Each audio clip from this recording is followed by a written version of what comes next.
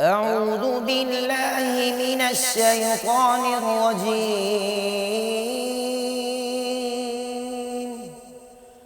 بسم الله الرحمن الرحيم.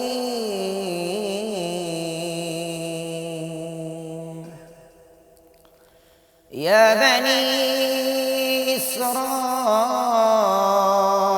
اذكروا نعمتي التي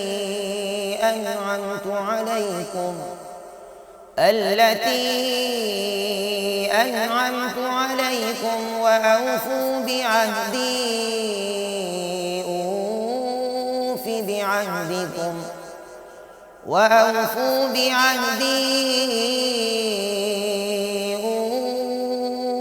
بعهدكم وإياي فارهبون.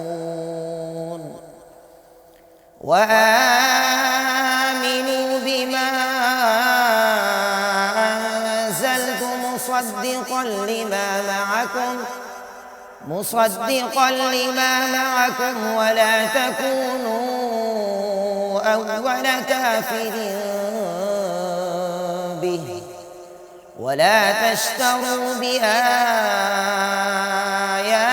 ثمنا قليلا وإياي فاتقون. ولا تلبسوا الحق بالباطل وتكتموا الحق وأنتم تعلمون. وأقيموا الصلاة وآتوا الزكاة واركعوا مع الراكعين. أتأمرون الناس بالبر وتنسون أنفسكم وأنتم تتلون الكتاب أفلا تعقلون. واستعينوا بالصبر والصلاة وإنها لكبيرة إلا على الخاشعين الذين يظنون أنهم ملاقو ربهم وأنهم